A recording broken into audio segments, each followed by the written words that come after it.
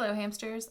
I don't know when you're watching this, but through the magic of television, I am recording it mere minutes after finishing the one where I showed you the boxes. So my setup is still the same. I've got scratch paper, I've got my plain old 2B pencil, but again, a mechanical pencil is terrific for the sort of drawing that we're doing right now. I've got my pencil sharpener, I've got my ruler, and I've got an eraser, along with a whole bunch of different colored markers that I'll use for things. So today I'm going to show you how to draw a house in 2-point perspective. And we are going to use this as a way to add in atmospheric perspective once we learn it. I'm going to start with just the house, and then atmospheric perspective will be its own video, or not. It might just be something I teach you in class. It depends on how things go and how much time 2-point perspective with the ruler takes you in class. So a house in 2-point perspective at the top. We're still working with linear perspective at this point. We'll add atmospheric later.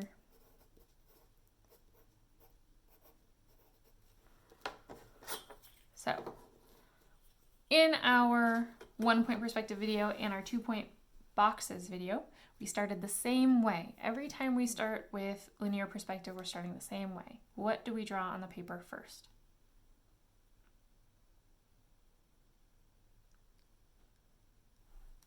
Great, we draw a horizon line. So that's going to be horizontal. And for this house, we want it to be at about the middle of the page because we're going to put some things in front of the house and some things behind the house when we learn a little bit more about atmospheric perspective. And that's going to help us have space to do that. So I have my horizon line. I'm going to label my horizon line because that helps it stay in my brain. And I can refer to it later, like all the way at the end of the year. If Miss Eden were to ask me a question about this drawing during my portfolio review, and I can't remember what a horizon line is, but I got my sketchbook and I have my notes in my sketchbook and I know I can use those, I can look in here and be like, oh yeah, that's a horizon line. Miss Eden will be so impressed. Our next step was to put in 2 vanishing points at the far ends of the paper. And again, we want those big enough to see, but small enough to be precise.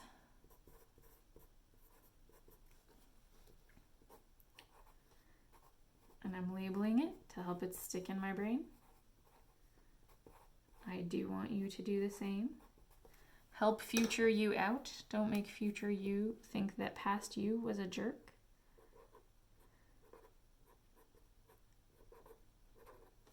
I'm going over these in marker to help you see them better, but it's not necessary for you to do that as you're watching, unless you want to.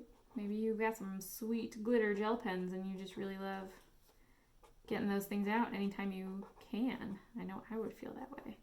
I love a glitter gel pen. So I've got a horizon line and I've got 2 vanishing points because I'm still working in 2-point linear perspective, which means it's time for my ruler because this is linear perspective. We're staying mathematical with the geometry, okay? So what was the first thing that we drew when we did our boxes? What was our first step?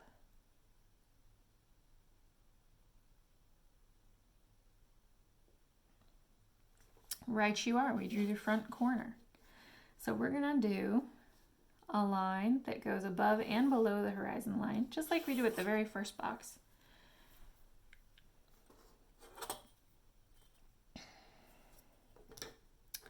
I'm not gonna go over that one with marker because we practiced that with the boxes. I feel like we've leveled up a little bit.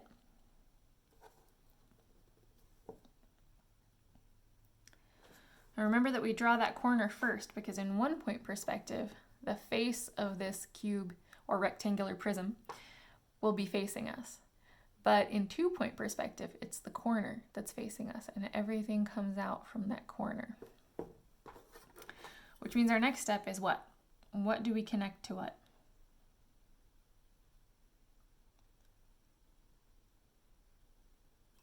Absolutely.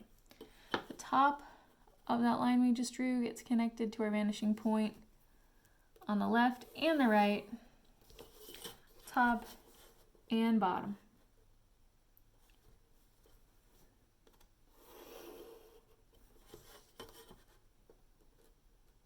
And we're going to end up with that building that kind of goes on to infinity. And as you're drawing, just kind of try and notice how you feel when you draw this way. Is it difficult and you're like sweating a little bit, but you feel really happy and satisfied with the result? Do you love the feeling of drawing like a nice long straight line along that ruler and it just makes you feel so satisfied? Or does it feel like a painful struggle and you cannot wait for it to be over every time? Paying attention to that feeling is important because it will help you figure out what kind of art you like to make and what you want to pursue. If you do enjoy the mathematical qualities of this type of drawing, or you don't mind the difficulty because you love the result so much, you might want to keep doing drawings with linear perspective. But if it feels like a miserable struggle, like you're being tortured the whole time, maybe it's not for you, and that's okay. But you should remember that we always feel a little uncomfortable at the beginning when we're learning, so don't let that discourage you. So now we've got these lines going off to infinity, and maybe you love the look of a building that goes on forever, but it's not going to work for what we're doing today. So we're going to make these walls shorter. Do you remember how we did that with our boxes?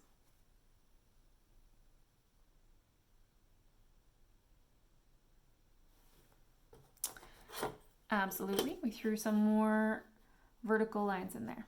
So we're going to make one of these walls shorter than the other. So I did kind of a square there.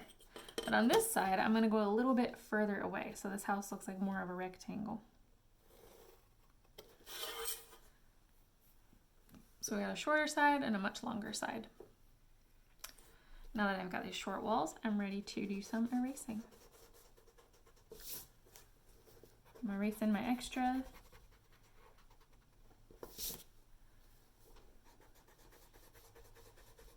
And in the interest of keeping things simple, so that I don't get confused and start erasing the wrong lines or connecting the wrong things, I'm also going to erase that bit of the horizon line that's inside what's going to be my house, because that's just sort of one more line I'll get confused about. I am absolutely going to leave that line outside the house for now. And if you erase part of your line like me, just draw it back in.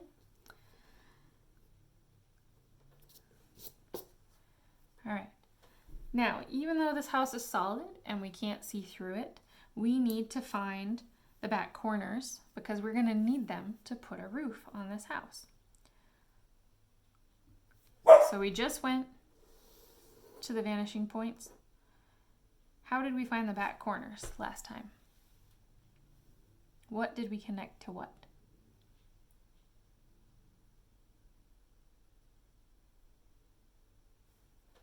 Hopefully you remembered. We went to opposite vanishing points. So now we went from right corner to left vanishing point, left corner to right vanishing point. I'm still going to make these lines dotted to help me keep things sorted out and not get tangled up in my head.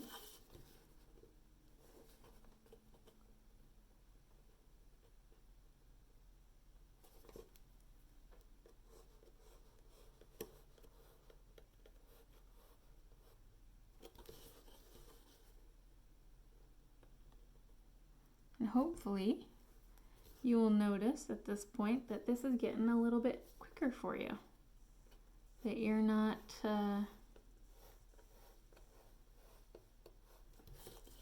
confused or as confused about how this is working. And you're starting to remember some of the steps without having to look at your notes as much. And if you're finding that's not the case and you're still just as confused, okay, stick with it. Good thing you wrote down your notes. You'll get there in time. Now we have one more thing to find before we're ready to put on a roof. What's the last line that we have to draw?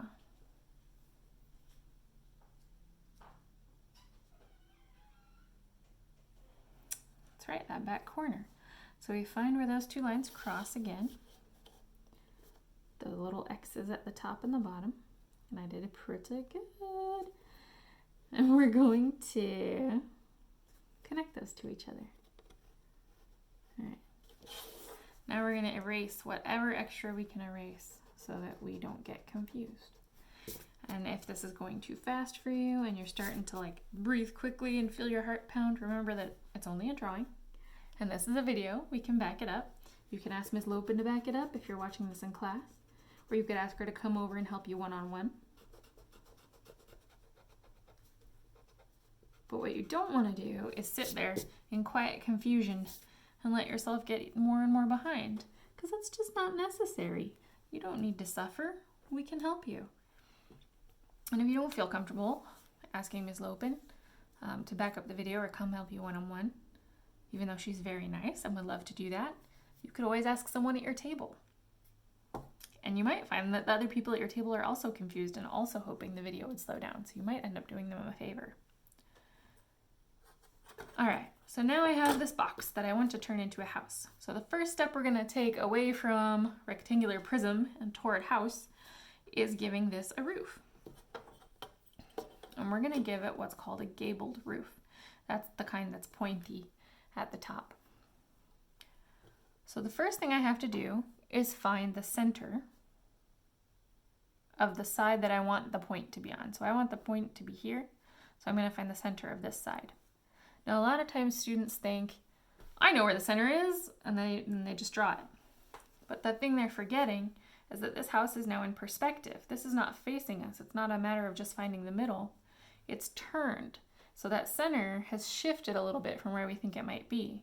So the only trusty way to find the true center is that we have to make an X on that face.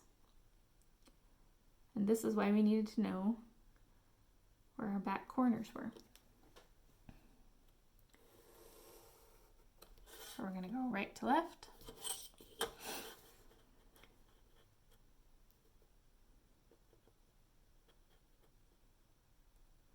Left to right. And again, it's worth being as precise as you can be, because it's just going to give you a nicer, less wobbly result.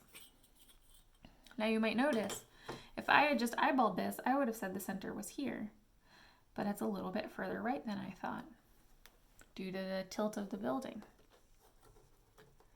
We're going to do the same thing on the back wall. That's why we needed those hidden angles of the back corners. So again, I'm making an X.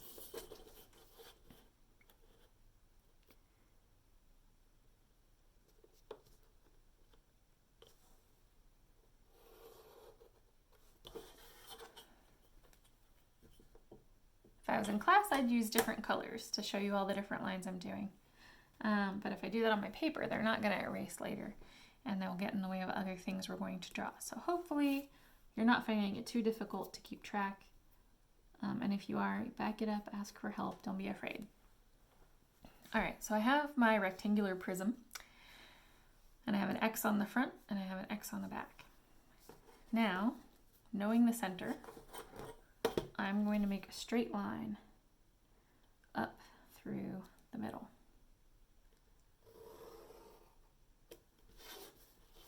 And that's going to go kind of way up in the air. I'm going to do the same thing on the back wall. This is a vertical line. If you're not sure if your ruler is vertical, you can check against the edge of your paper. As long as it's the same space at the top and the bottom, your ruler is straight. Ooh, I was not quite in the center there, so I'm going to scoot on over. All right. So now I have something that sort of, I don't know, looks like a box with two antennas on it. These are going to end up being the peak of my roof. I have to do a little bit of thinking about the way my building is going. I'm seeing mostly this side of the building, so I'm going to connect the front to my left vanishing point. How high on this line I do that determines how pointy this roof is going to be. So I'm going to pick out a spot that looks pretty good to me, and I'm going to connect that to my left side vanishing point. Now I've got something that kind of looks like an old-fashioned toolbox or grocery basket, and I get to do a little erasing now.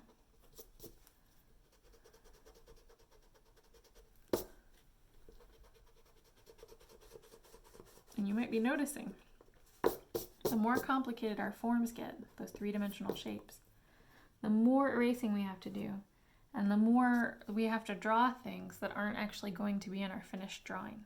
This is why we started with boxes and we kind of move on to more complicated things. It would have been probably pretty overwhelming to have started with this house the very first day. But we've toughened up, we've strengthened our drawing muscles, and we're ready for it now. So to make my gabled roof, and I'm going to write a note here to myself that this is a gabled roof, in case Miss Eden ever asks me how to draw a gabled roof, or in case I ever want to describe my drawing to other people, or heck, in case I become an architect.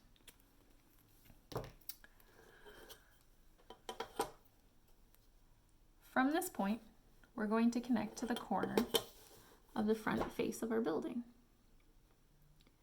And we're going to go a little bit past, which will create what's called an eave, where that roof hangs over the wall so that when it rains, water runs off and onto the ground. It doesn't run onto the wall and rot your house. This is just the kind of little detail that makes your building look a little bit more realistic than if it just stopped right there. Then I'm going to go from the point to the other corner.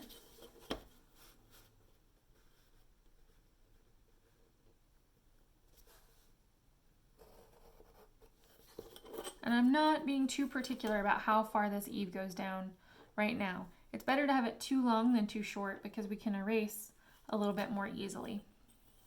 Then we can add more. Now back here, in the back of my house, I get to skip a step. I'm not going to bother drawing this side because I will just end up erasing it and I don't need it to make anything else. So there's no point in drawing it. I'm just going to do the peak of the roof to the corner of the house and a little bit beyond for the eave.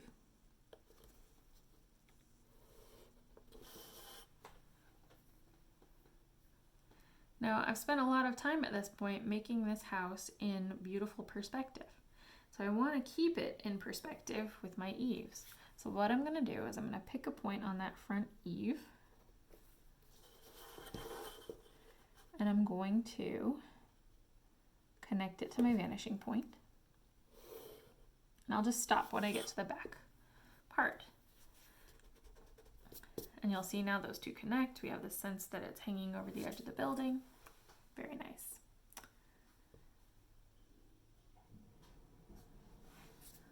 On this side, I can do something very similar. So from this corner of the eave, I'm going to go to my vanishing point and I'm going to mark, okay, that's where my eave should end on that side. And then I'm going to connect to my vanishing point on the left. And I'm going to draw that little bit that's showing. I'll just stop when I get to the wall. No need to do more erasing than I have to. And I'm going to make a little note that this bit is called an eave. E-A-V-E.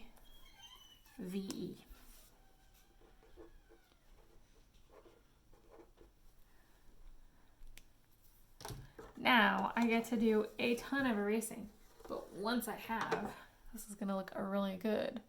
So go ahead and start erasing the inside of all these things. Inside of the roof, inside of the house. We're just going to leave the roof showing.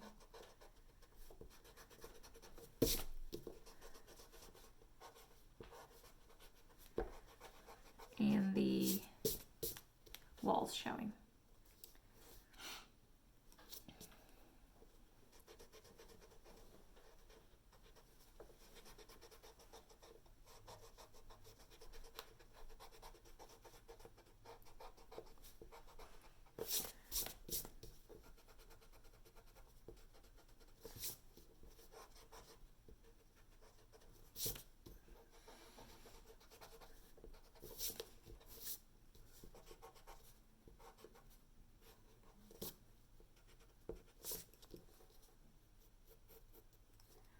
again, if you accidentally erase something that you didn't want to erase, almost dropped my pencil, just go ahead and draw it back in. You should still have a pretty good guide, depending on how hard you drew on your paper. Any little overshot on your eaves, we'll erase that. Okay. So now I've got a nice house shape, but it's a little bit like a Monopoly house. There's no way in, there's no windows.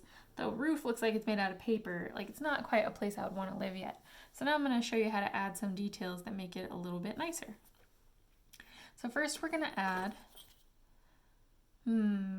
first let's add a door. I want to put the door on this side. So I'm going to go to this vanishing point, and I'm going to just kind of eyeball a spot on the wall that seems good to me for a door. This looks like it's probably a 2-story house. It kind of is looking like the Simpsons house to me, to be honest. Do people still watch The Simpsons? I don't know. I'm getting kind of old. So I just drew a line that connected to my vanishing point on that wall where I wanted the door to be.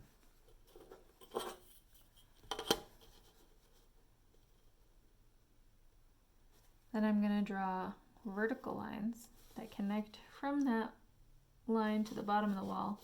And something I'm noticing looking at this is this door seems kind of wide, so I'm going to make it a little bit narrower.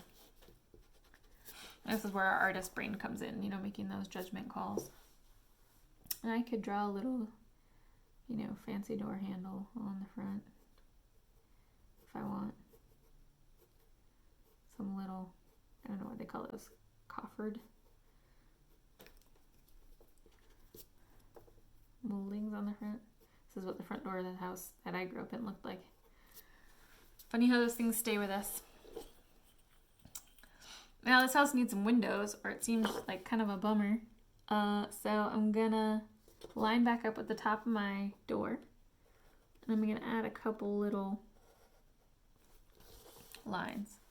Something I want to remember, because this is perspective, the things that are closer to us are going to seem bigger than the things that are farther away. You might have noticed that, how the roof seems wider here than here. Even though if we saw it from the side, it would be the same all the way across. So I made this one a little bit wider than that one. And then I'm going to go to a point lower on the wall, but not all the way to the bottom. And I'm going to make 2 more lines to be the bottom of my windows. And then I'm just going to connect those with vertical lines.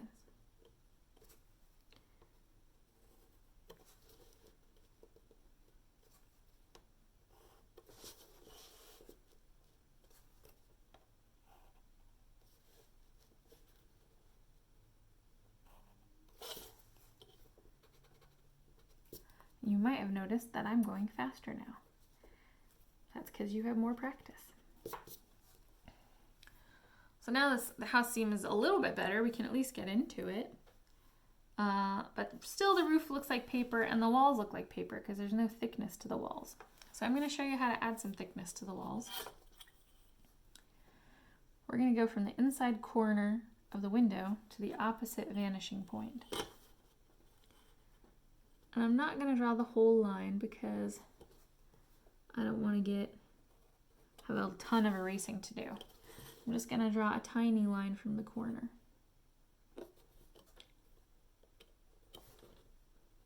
And if you're confused about how to know what side to draw the windows on and what vanishing point to go to, remember that this is the center.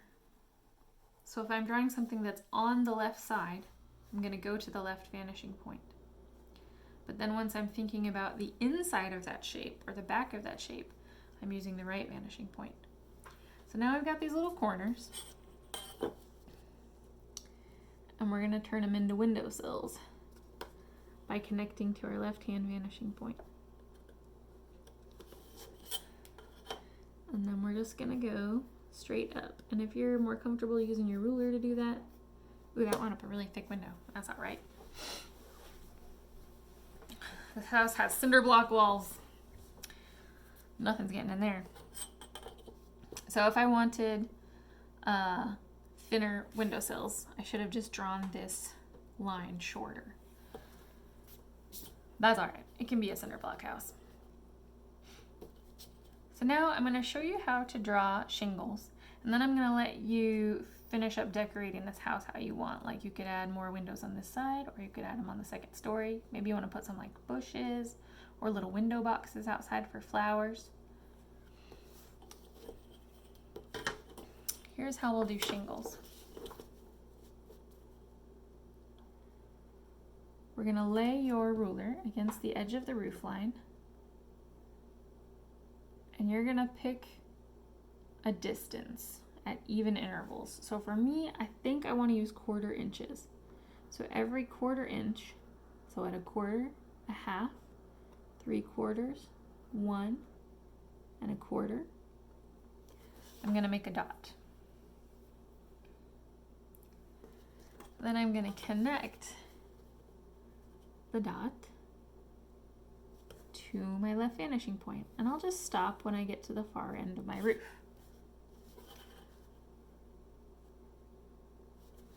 So you go ahead and do that.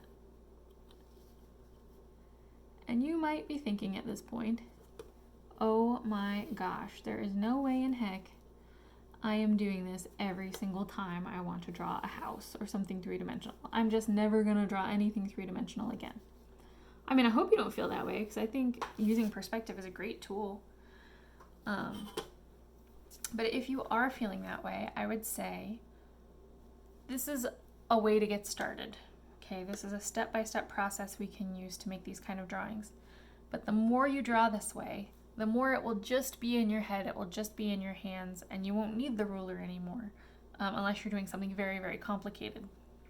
You'll most of the time just be able to be like, okay, corners here, we go to about there. As long as you have an idea of your horizon line and where your vanishing points would be, you will get to a point where you've had enough practice that you don't need to do everything with the ruler every time. This is just a way to get started. So hopefully now you've got your front roof line connected to your vanishing point to create your shingles. So the way we're going to make the actual shingles is we have to do a parallel line. So those are those two lines that are together, never meet, just at the same angle. So my ruler is at the same angle as my roof line. I'm going to scoot it in a little bit, and I'm going to draw a line in every other space. So I drew a line, and then I skipped. I drew a line, I skipped. I drew a line, I skipped. Then I'm going to keep that angle. I'm going to scoot over a little bit more, about half the distance I went before, and I'm going to draw a line in every place that I didn't before. So I'm going to skip, then draw a line, skip, then draw a line. And I'm noticing I got a little bit off. My angle was a little bit off there, so I'm going to fix that. Because I put all this effort into my drawing, of course I want that to be nice.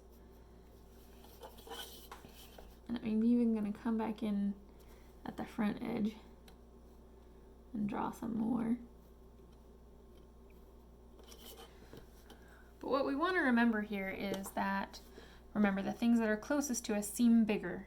So as we go back, our lines are going to get closer and closer together. So I'm going to keep that good angle of my roof, slide my ruler over, and start where I was before. Draw a line, skip one. Draw a line, skip one. Draw a line, skip one. Scoot over a little bit, do the lines in between. And just continue all that way down the roof, moving over a little bit less every time. Every once in a while you might want to check that your angle hasn't drifted too much. Mine was starting to drift. It's a good thing I checked. Ooh, I forgot what I did last. Okay, I'm on a skip. And you might be, thinking as you're looking at this, this looks a little stiff. It looks a little bit artificial. How do we make things look more natural? And the answer to that is good shading. We're going to need to bring in some really good shading and texture if we really want this drawing to go to that next level of looking very realistic. Oh boy, things got really wonky out there. Can I fix it? I think I had a hard time talking and drawing at the same time. Yeah, let me think. So now I have regular size-ish shingles here and then gigantic shingles back there. So, I think the only thing for it is just to do it again. So there you go. It happens to us all. And that's why we have erasers. And if you are not drawing along with me, or if you just got it right on the first try, good for you. I'm proud of you. You could definitely just skip over this part. I am going to show a few more tricks for making this look a little bit more natural before we move on to learning a little bit about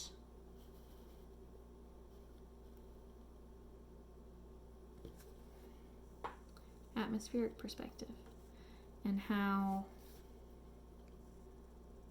the air and the space between us affects the way that we see objects.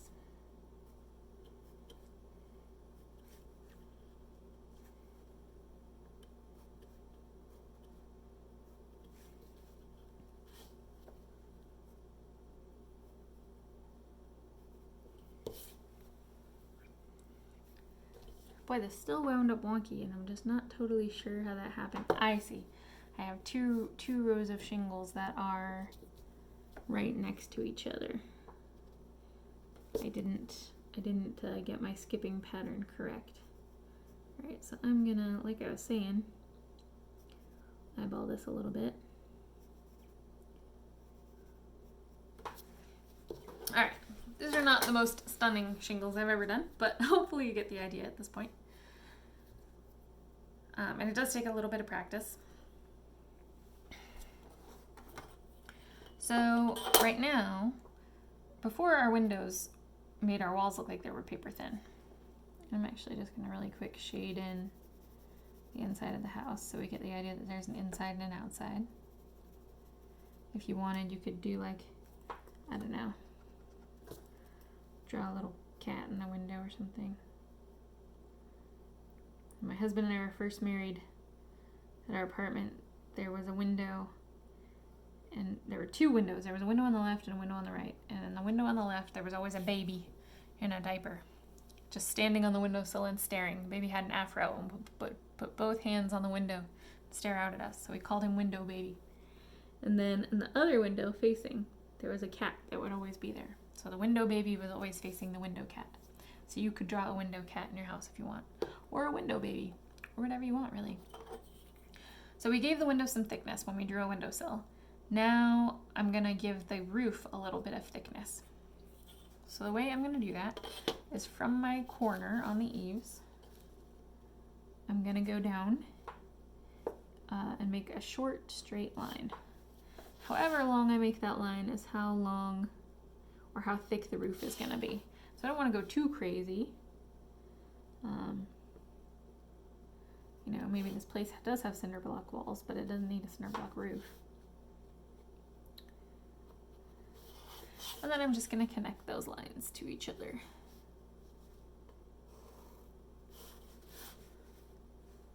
And I'm going to remember to connect to my vanishing point here. Keeping everything in relationship to the vanishing point is what really, really keeps your drawing in perspective, no matter what you end up drawing. Sometimes about halfway through we get kind of tired, we get a little bit lazy, and we stop connecting to the vanishing point. And it's sort of like we just threw out all this hard work that we did. If you start feeling that way, where you're feeling tired and you don't want to connect to your vanishing point anymore, take a break. Get up, walk around, get a drink of water.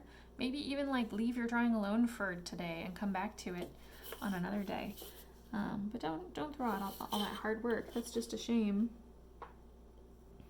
Now for this one, we don't have a real guide. But what we can do is connect from the bottom corner of our left eave to our right vanishing point, and we'll know, okay, my eave should stop right there. We can connect from there. That gives us keeping everything in perspective. And then we connect to our back vanishing point.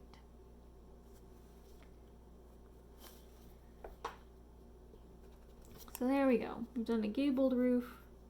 We've done some eaves. We know how to put a window on. We know how to put a door on. If there were other things you wanted to put on, like a window box, or if you wanted to know how to make a sidewalk coming out from this house that looks like it's in perspective, those are definitely things that I can show you how to do, or Ms. Lopin can show you how to do. But this video is already quite long, so I'm going to leave it there for now, and you can just ask us about any further details that you want for your own drawings. So hopefully that was helpful. You can of course always run this back if you needed more details, and hopefully you wound up with a nice house that we can now add atmospheric perspective details to. Have a good night, hamsters. See you next time.